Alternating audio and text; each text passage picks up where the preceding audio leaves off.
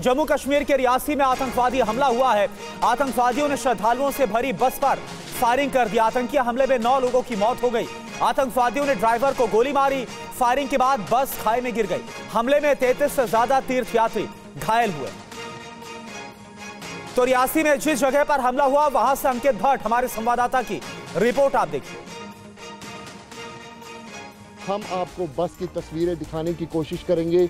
ये देखिए बुलेट के निशान जो है वो साफ तौर पे आप इस बस पे देख सकते हैं कि किस तरीके से कायराना हरकत जो है उसको आतंकियों की तरफ से अंजाम दिया गया था। यहाँ पर कुछ सामान है वो भी यहाँ पर बिखरा पड़ा हुआ है और तस्वीरों में आप देखिए कि बस की हालात किस तरीके से है। यहाँ पे पूरी तरीके से जो डैमेज है वो पूरी तरीके से बस पे हुआ है और फ्रंट की तरफ से आतंकियों की तरफ से गोलियां चलाई गई।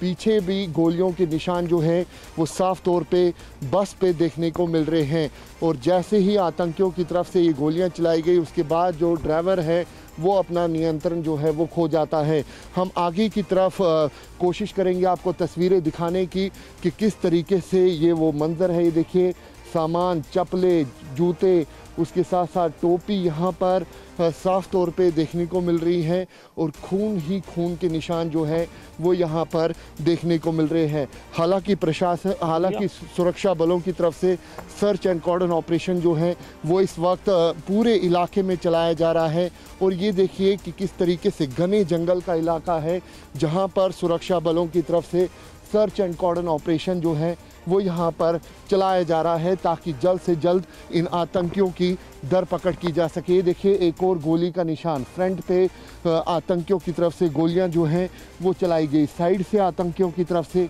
गोलियां चलाई गई। तस्वीरों में आप देख सकते हैं कि किस तरीके से कांच जो है वो पूरी तरीके से, गाड़ी पूरी तरीके से डैमेज है, गोलियों के निशान यहाँ पर लगे हुए हैं और साफ तौर पर एक कायराना हरकत जो है पाकिस्तान प्रायोजित आतंकियों की तरफ से यहाँ पर किया गया है। घने जंगल आप देखिए कि पूरी तरीके से डेंस फॉरेस्ट है। और अंकित भट्ट का सीधे रुख करते हैं, इस वक्त हमारे साथ लाइव जुड़े हुए हैं जिस जगह पर यह हमला हुआ। अंकित जरा दिखाइए, आप बताइए कैसे इस हमले को अंजाम दिया गया, क्या हुआ था, पहले आप ये बताइए।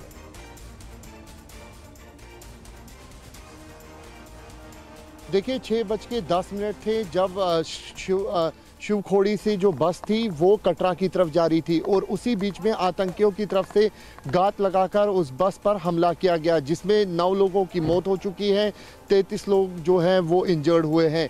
उसके बाद कल ही प्रधानमंत्री नरेंद्र मोदी की तरफ से लेफ्टिनेंट गवर्नर मनोज सिन्हा से बात की गई, पूरे इंसिडेंट पर जो जानकारी है वो ली गई। उसके साथ साथ गृह मंत्री अमित शाह की तरफ से भी इस पूरे इंसिडेंट को लेकर जम्मू कश्मीर पुलिस के डीजीपी आर स्वैन और उसके साथ साथ लेफ्टिनेंट गवर्नर मनोज सिन्हा से बात की गई। लेकिन इन सब के बीच सुबह से ही सूरज की पहली किरण के बाद ही एक बार फिर जो ऑपरेशन है उसको ऑन किया गया है। लगातार सर्च ऑपरेशन जो है वो चलाया जा रहा है। लेकिन तस्वीरों में हम आपको एक तस्वीर दिखाने की कोशिश करेंगे। ये देखिए घने जंगलों का ये इलाका है जहां पर ये कोऑर्डिनेट सर्च ऑपरेशन जो है सुरक्षा बलों की तरफ से चलाया जा रहा है। ये वो रोड है जहां पर इन आतंकियों की तरफ से घात लगाकर हमला किया गया। माना जा रहा है 2 से 3 आतंकी हैं, पाकिस्तानी आतंकी हैं जिन्होंने इस कायराना हरकत को अंजाम दिया है। जी बिल्कुल, तो इस वक्त कॉर्डन ऑफ कर दिया गया पूरे इलाके को और लगातार सर्च ऑपरेशन आतंकवादियों के खिलाफ चलाया जा रहा है। शुक्रिया आपका अंकित इस पूरी जानकारी के लिए। तो रियासी में हुए आतंकवादी हमले को लेकर केंद्रीय मंत्री अमित शाह ने क्या कहा, यह भी आपको दिखाते हैं। अमित शाह ने जम्मू कश्मीर के उपराज्यपाल और डीजीपी से बात कर रियासी में तीर्थयात्रियों पर हुए इस हमले की जानकारी ली। उन्होंने कहा कि हमले के दोषियों को बख्शा नहीं जाएगा और उन्हें कानून के शिकंजे में डाला जाएगा। वहीं जम्मू कश्मीर के एलजी मनोज सिन्हा ने ट्वीट कर बताया कि प्रधानमंत्री ने स्थिति की जानकारी ली और हालात पर नजर रखने को कहा है। साथ ही सभी घायलों के बेहतर इलाज और मदद के निर्देश दिए हैं। पीएम मोदी और अमित शाह ने हादसे पर शोक जताते हुए घायलों के जल्द स्वस्थ होने की कामना की है। रियासी हादसे पर राष्ट्रपति ने शोक जताते हुए घायलों के जल्द स्वस्थ होने की कामना की। वहीं राहुल गांधी ने कहा कि आतंकवाद के खिलाफ पूरा देश एकजुट है।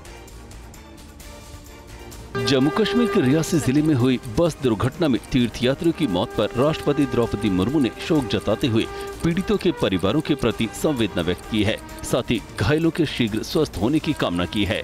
वहीं राहुल गांधी ने आतंकवादी हमले को कायरतापूर्ण बताते हुए कहा कि पूरा देश एकजुट होकर आतंकवाद के खिलाफ खड़ा है। जम्मू कश्मीर के पूर्व मुख्यमंत्री उमर अब्दुल्ला ने रियासी आतंकी हमले की निंदा करते हुए कहा है कि जिन इलाकों से आतंकियों को हटा दिया गया था वहां फिर से वापसी हो गई है। और देखिए एक और बड़ी खबर आपको बता दें, मोदी मंत्रिमंडल से जुड़ी हुई मोदी मंत्रिमंडल के विभागों का आज बंटवारा होगा।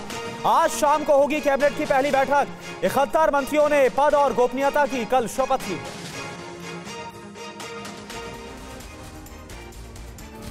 प्रधानमंत्री नरेंद्र मोदी के मंत्रिमंडल में 30 कैबिनेट मंत्री, 5 स्वतंत्र प्रभार वाले राज्य मंत्री और 36 राज्य मंत्रियों ने पद और गोपनीयता की शपथ ली। मंत्रिमंडल में 24 राज्यों के सांसदों को जगह दी गई है। 71 सदस्य टीम में युवाओं और अनुभवी नेताओं का संतुलन बनाने की कोशिश भी की गई है। आंध्र प्रदेश की श्री काकुलम सीट से तीसरी बार चुनकर आए राम मोहन नायडू 36 साल की उम्र में इस कैबिनेट के सबसे कम उम्र के कैबिनेट मंत्री हैं, तो 79 साल के जीतन राम मांझी सबसे ज्यादा उम्र के मंत्री हैं।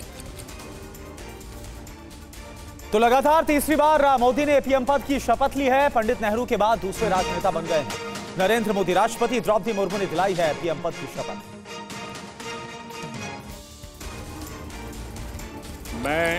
पीएम मोदी ने लगातार तीसरी बार प्रधानमंत्री पद की शपथ लेकर इतिहास बना दिया है। पीएम मोदी देश के पहले प्रधानमंत्री पंडित जवाहरलाल नेहरू के बाद ये रिकॉर्ड बनाने वाले देश के दूसरे राजनेता बन गए हैं। राष्ट्रपति द्रौपदी मुर्मू ने राष्ट्रपति भवन में उन्हें पद की गोपनीयता की शपथ दिलाई।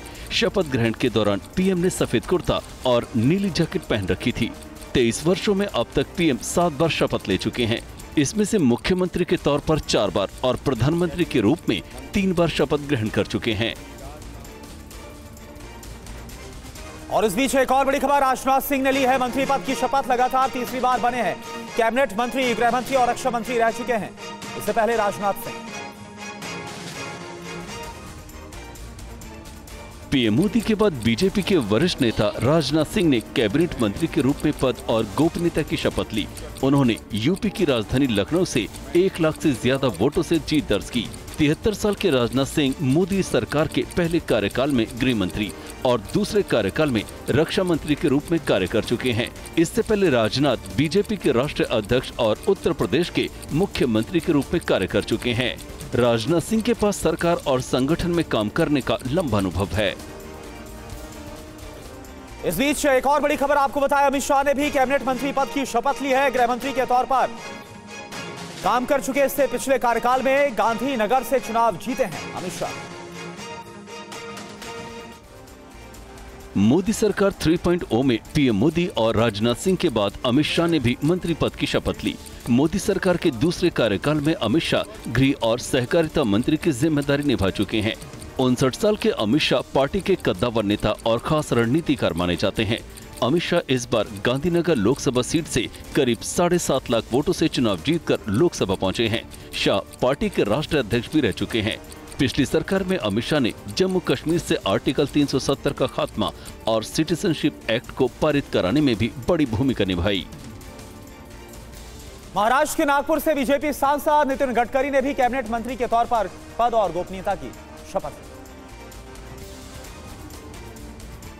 मोदी सरकार 3.0 में बीजेपी के वरिष्ठ नेता नितिन गडकरी ने मंत्री पद की शपथ ली। गडकरी 2014 और 2019 में भी मोदी सरकार में मंत्री पद की जिम्मेदारी निभा चुके हैं। नितिन गडकरी महाराष्ट्र की नागपुर लोकसभा सीट से लगातार तीसरी बार जीतकर संसद में पहुंचे हैं। गडकरी बीजेपी के राष्ट्रीय अध्यक्ष रह चुके हैं। उन्होंने सड़क एवं परिवहन मंत्रालय में मंत्री रहते गडकरी ने बेहतरीन कार्य किया है। देश में सड़क हाईवे का जाल बिछाने का श्रेय इन्हीं को जाता है। गडकरी लोगों के बीच हाईवे मैन ऑफ इंडिया और रोडकरी के नाम से मशहूर हैं। बीजेपी अध्यक्ष जेपी नड्डा ने नई सरकार में कैबिनेट मंत्री के तौर पर शपथ ग्रहण किया। अध्यक्ष पद का उनका कार्यकाल इसी महीने खत्म हो रहा है। बीजेपी के राष्ट्रीय अध्यक्ष जगत प्रकाश नड्डा ने भी मोदी सरकार 3.0 में कैबिनेट मंत्री पद की शपथ ली है। वो दूसरी बार मोदी सरकार में मंत्री बने हैं। इससे पहले वो पीएम मोदी के पहले कार्यकाल में स्वास्थ्य एवं परिवार कल्याण मंत्री के पद पर रहे हैं। जेपी नड्डा के नेतृत्व में बीजेपी ने देश भर में शानदार प्रदर्शन किया है। कई राज्यों में बीजेपी की सरकारें बनी। राष्ट्रीय अध्यक्ष के रूप में उनका कार्यकाल इसी महीने पूरा हो रहा है। जून 2019 में उन्हें बीजेपी का कार्यकारी अध्यक्ष और जनवरी 2020 में राष्ट्रीय अध्यक्ष बनाया गया था। और इस बीच एक और बड़ी खबर आपको बताएं, नई मोदी कैबिनेट में 7 महिलाएं भी मंत्री बनी है। निर्मला सीतारमण पर एक बार फिर से उन्होंने मंत्री बनी और शपथ लिया। अन्नपूर्णा देवी, इसके अलावा अनुप्रिया पटेल और शोभा करंदलाजे फिर से मंत्री बनी है। रक्षा खड़से, सावित्री ठाकुर और नीमूबेन पहली बार मंत्री बनी। पीएम मोदी के अगुवाई में लगातार तीसरी बार बनी एनडीए सरकार के मंत्रिमंडल में 7 महिला मंत्रियों को जगह मिली है। मोदी 2.0 में वित्त मंत्री रही निर्मला सीतारमण पर पीएम ने एक बार फिर भरोसा दिखाया है।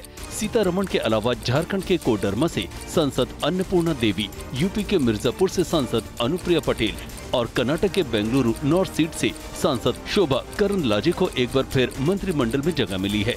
पहली बार मंत्री बनने वाली महिला नेताओं में 37 साल की रक्षा निखिल खड़से, सावित्री ठाकुर और नीमूबेन बम्बानिया का नाम भी शामिल है। और वहीं यूपी के 10 सांसद मोदी सरकार के नए मंत्रिमंडल का हिस्सा बन गए हैं। 2 सांसदों को कैबिनेट मंत्री बनाया गया। जनसंख्या के हिसाब से सबसे बड़े सूबे उत्तर प्रदेश के 10 सांसद नई सरकार में मंत्री बने हैं। मोदी 3.0 में लखनऊ से सांसद राजनाथ सिंह और राज्यसभा सदस्य हरदीप पुरी को कैबिनेट मंत्री का दर्जा मिला है, जबकि अरवली के जयंत चौधरी को राज्य मंत्री स्वतंत्र प्रभार की जिम्मेदारी दी गई है। राज्य मंत्रियों में महाराजगंज से सांसद पंकज चौधरी, पीलीभीत से सांसद जितिन प्रसाद, आगरा से सांसद एसपी सिंह बघेल, गोंडा से सांसद कीर्ति वर्धन सिंह, बांसगांव से सांसद कमलेश पासवान, अपना दल एस की अध्यक्ष अनुप्रिया पटेल शामिल हैं। नई सरकार में बिहार के 8 सांसदों ने मंत्री पद की शपथ ली है। 4 कैबिनेट और 4 राज्य मंत्री बनाए गए। 3.0 में बिहार से 8 सांसद मंत्री बनाए गए हैं। इनमें 4 कैबिनेट और 4 राज्य मंत्री बने हैं। बीजेपी नेता गिरिराज सिंह, जेडीयू नेता राजीव रंजन उर्फ ललन सिंह, एचएएम प्रमुख जीतन राम मांझी और एलजेपीआर अध्यक्ष चिराग पासवान को कैबिनेट मंत्री बनाया गया है, जबकि उजियारपुर से बीजेपी सांसद नित्यानंद राय को फिर से मोदी मंत्री परिषद में जगह मिली है। जेडीयू के राज्यसभा सांसद रामनाथ ठाकुर, बिहार बीजेपी के राज्यसभा सांसद सतीश चंद्र दुबे, बीजेपी सांसद राजभूषण चौधरी को राज्य मंत्री बनाया गया है। मध्य प्रदेश और राजस्थान के सांसदों ने कैबिनेट और राज्य मंत्रियों के तौर पर शपथ ग्रहण किया। मोदी सरकार के तीसरे कार्यकाल में मध्य प्रदेश से पूर्व सीएम शिवराज सिंह चौहान, सावित्री ठाकुर, टीकमगढ़ से सांसद वीरेंद्र कुमार खटीक को कैबिनेट में जगह मिली है। बैतूल से लोकसभा सांसद दुर्गादास उइके को भी मंत्री बनाया गया है। वहीं राजस्थान से 4 सांसदों को मंत्री पद की शपथ दिलाई गई है।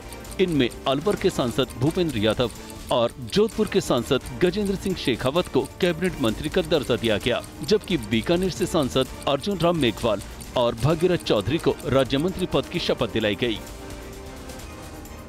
और देखिए, केरल में बीजेपी का खाता खोलने वाले सुरेश गोपी ने भी राज्य मंत्री पद की शपथ ली। गोपी त्रिशूर से सांसद चुने गए। केरल में कमल खिलाने वाले इकलौते बीजेपी सांसद सुरेश गोपी को राज्य मंत्री बनाया गया। राज्य के त्रिशूर लोकसभा सीट पर मलयालम फिल्मों के कलाकार सुरेश गोपी ने बीजेपी के टिकट पर जीतकर इतिहास रच दिया। सुरेश गोपी ने अपने विरोधी और भारतीय कम्युनिस्ट पार्टी के वीएस सुनील कुमार को हराया। सुरेश गोपी केरल के अलपुझा के रहने वाले हैं। लोकसभा के लिए चुने जाने से पहले गोपी को 2016 में राज्यसभा के लिए मनोनीत किया गया था। सुरेश गोपी का 32 साल का फिल्मी करियर है। उन्होंने 250 से ज्यादा फिल्मों में काम किया है। नरेंद्र मोदी की नई कैबिनेट में दक्षिण भारतीय राज्यों के सांसदों को भी शामिल किया गया है। आप देखिए,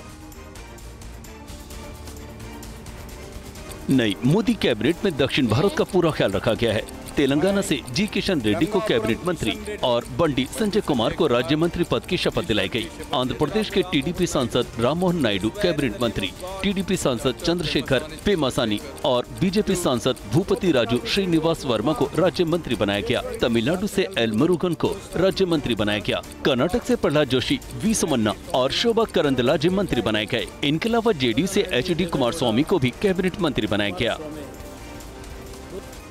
और वहीं पश्चिम बंगाल की बात की जाए तो पश्चिम बंगाल से 2 सांसदों को नई सरकार में शामिल किया गया है। सुकांत मजूमदार और शांतनु ठाकुर ने मंत्री पद की शपथ ली। पश्चिम बंगाल के प्रदेश बीजेपी अध्यक्ष सुकांत मजूमदार को मोदी सरकार 3.0 में मंत्री बनाया गया है। सुकांत बालूरघाट से बीजेपी सांसद हैं। इस बार भी वो इस सीट से चुनाव जीतकर फिर से लोकसभा पहुंचे हैं। इससे पहले 2019 में वो यहां से चुनाव जीत चुके हैं। इस बार सुकांत ने लोकसभा चुनाव में करीब 10,000 वोटों से चुनाव जीता है। वहीं बनगांव सीट से सांसद चुने गए मतुआ समुदाय से ताल्लुक रखने वाले शांतनु ठाकुर को भी नई सरकार में फिर से मंत्री बनाया गया है। शांतनु ठाकुर पिछली सरकार में भी बंदरगाह, जहाजरानी और जल मार्ग मंत्रालय में राज्य मंत्री की जिम्मेदारी निभा चुके हैं। और वहीं पीएम मोदी के फेवरेट नॉर्थ ईस्ट से भी मंत्रिमंडल में 3 सांसदों ने शपथ ग्रहण किया। अरुणाचल से किरण रिजिजू और असम से सर्बानंद सोनोवाल ने और पवित्रा मार्गरेटा ने शपथ ली है। अरुणाचल प्रदेश के बीजेपी नेता किरण रिजिजू को नई सरकार में फिर जगह मिली है। उन्होंने कैबिनेट मंत्री के रूप में शपथ ली। रिजिजू 3 बार लोकसभा चुनाव जीत चुके हैं। पिछली सरकारों में भी किरण रिजिजू कई मंत्रालयों की जिम्मेदारी संभाल चुके हैं। वहीं असम से बीजेपी नेता और राज्य के पूर्व मुख्यमंत्री सर्बानंद सोनोवाल ने भी कैबिनेट मंत्री के रूप में शपथ ली। स्वच्छ छवि के नेता सोनोवाल ने डिब्रूगढ़ सीट पर एजीपी प्रत्याशी को 2 लाख से ज्यादा वोटों से हराकर जीत दर्ज की। राज्यसभा सांसद पवित्रा मार्गरेटा ने भी राज्य मंत्री के रूप में शपथ ली है। नरेंद्र मोदी के तीसरी बार देश के प्रधानमंत्री की शपथ लेने के बाद पार्टी के राष्ट्रीय अध्यक्ष जेपी नड्डा ने रात्रि भोज का आयोजन किया। जेपी नड्डा के आवास पर आयोजित डिनर में शामिल एनडीए के नेताओं ने विकसित भारत के सपने को साकार करने की बात कही। जीतन राम मांझी ने नरेंद्र मोदी के तीसरी अर्थव्यवस्था बनाने के संकल्प को दोहराया। हमारे नरेंद्र मोदी जी का दृढ़ निश्चय है, हम लोग पहला और दूसरा टर्म से ज्यादा काम करेंगे, भारत को तीसरी अर्थव्यवस्था करेंगे। जेपी नड्डा के डिनर कार्यक्रम में एनडीए के सभी नवनिर्वाचित सांसद शामिल हुए। भोज में कई तरह के व्यंजन के इंतजाम किए गए थे। नई सरकार के शपथ ग्रहण समारोह में उद्योगपतियों और बॉलीवुड हस्तियों सहित कई क्षेत्रों के दिग्गज शामिल हुए। मोदी मंत्रिमंडल के शपथ ग्रहण समारोह में देश की तमाम दिग्गज हस्तियां शामिल हुई। रिलायंस इंडस्ट्रीज के मुखिया मुकेश अंबानी अपने बेटों अनंत और आकाश के अलावा दामाद आनंद पीरामल के साथ कार्यक्रम में शिरकत की। उद्योगपति गौतम अडानी भी पत्नी प्रीति और भाई राजेश अडानी के साथ मौजूद नजर आए। इनके अलावा कुमार मंगलम बिड़ला भी मौजूद रहे। बॉलीवुड सुपरस्टार शाहरुख खान, अनिल कपूर, रजनीकांत, अक्षय कुमार, रवीना टंडन, अनुपम खेर और विक्रांत मैसी भी शपथ ग्रहण समारोह में मौजूद रहे। और वहीं पड़ोसी देशों के नेताओं ने भी मोदी मंत्रिमंडल के शपथ ग्रहण समारोह में वो शामिल हुए, शिरकत की। राष्ट्रपति द्रौपदी मुर्मू ने विदेशी मेहमानों को राष्ट्रपति भवन में डिनर दिया। पीएम मोदी के तीसरे कार्यकाल के शपथ ग्रहण समारोह में विदेशी मेहमान भी शामिल हुए। श्रीलंका के राष्ट्रपति रानिल विक्रमसिंघे, मालदीव के राष्ट्रपति डॉक्टर मोहम्मद मोइसू, सेशल्स के उपराष्ट्रपति अहमद अफीफ, बांग्लादेश की प्रधानमंत्री शेख हसीना, मॉरिशस के प्रधानमंत्री प्रविंद कुमार जगन्नाथ, नेपाल के पीएम पुष्प कमल दहल प्रचंड, भूटान के प्रधानमंत्री शेरिंग तोबगे शपथ ग्रहण समारोह में शामिल हुए। राष्ट्रपति द्रौपदी मुर्मू ने शपथ ग्रहण समारोह में शामिल होने वाले पड़ोसी देशों के नेताओं के सम्मान में राष्ट्रपति भवन में भोज का आयोजन किया। सिक्किम में प्रेम सिंह तमांग और उनके मंत्रिमंडल का आज शाम को शपथ ग्रहण समारोह होगा। ये खबर भी आपको। सिक्किम क्रांतिकारी मोर्चा के नेता प्रेम सिंह तमांग आज दूसरी बार सिक्किम के मुख्यमंत्री के तौर पर शपथ लेंगे। सिक्किम क्रांतिकारी मोर्चा ने विधानसभा चुनाव में सूबे की 32 में से 31 सीटों पर जीत दर्ज की है। तमांग और उनके नए मंत्रिमंडल का शपथ ग्रहण समारोह आज शाम 4 बजे राजधानी गंगटोक के पल्जोर स्टेडियम में होगा। विधानसभा चुनाव में सिक्किम डेमोक्रेटिक फ्रंट को मात्र 1 सीट मिली है। पार्टी प्रमुख और सिक्किम के पूर्व मुख्यमंत्री पवन चामलिंग दोनों सीटों से चुनाव हार गए हैं। और अब बात करते हैं मुंबई की। मुंबई में भारी बारिश के बाद कई इलाकों में जल भराव हो गया है। निचले इलाकों में खासतौर पर घरों और दुकानों में बारिश का पानी घुस गया। मुंबई में बारिश से हाल बेहाल है। उपनगरों के कई निचले इलाकों में जल भराव से जनजीवन अस्त व्यस्त हो गया है। सड़कों पर जल भराव का असर यातायात पर भी पड़ा है। मुंबई के सैन गांधी मार्केट की सड़कों पर 2 से 3 फीट तक जल भराव से वाहन चालकों को काफी परेशानी का सामना करना पड़ा। मुंबई में भारी बारिश के कारण दादर, हिंदमाता और नएगांव में सड़कों पर जल भराव होने से कई दुकानों में पानी घुस गया है। वहीं दहीसर और वेस्टर्न एक्सप्रेस हाईवे पर भी भारी जल भराव हो गया है। मौसम विभाग ने महाराष्ट्र समेत कई राज्यों में आज और कल के लिए भारी बारिश की संभावना जाहिर की।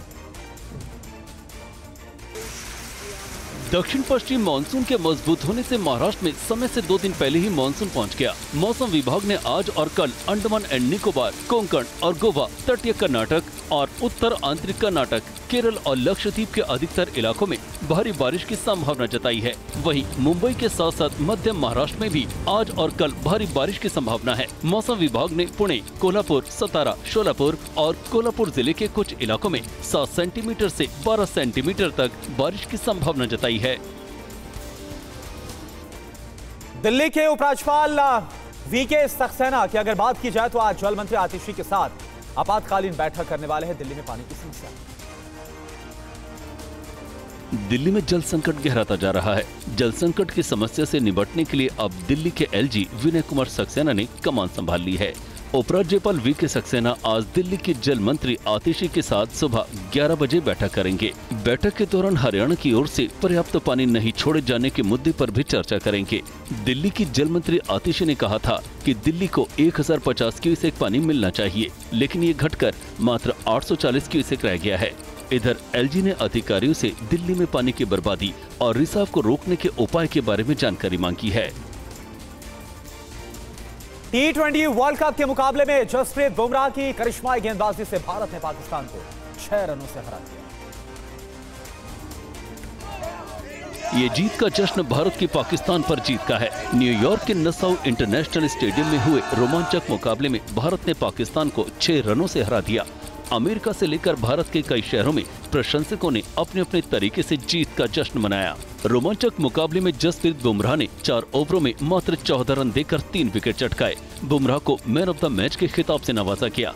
टॉस हारकर पहले बैटिंग करने उतरी भारतीय टीम 119 रन बनाकर ऑल आउट हो गई।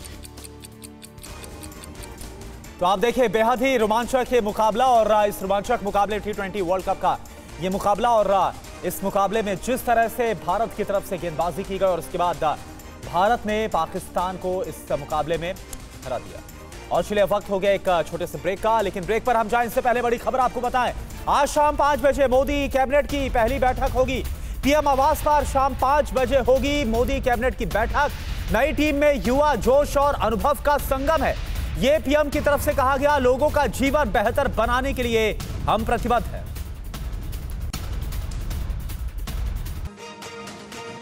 मोदी मंत्रिमंडल के विभागों का बंटवारा है। आज 71 मंत्रियों ने ली पद और गोपनीयता की शपथ।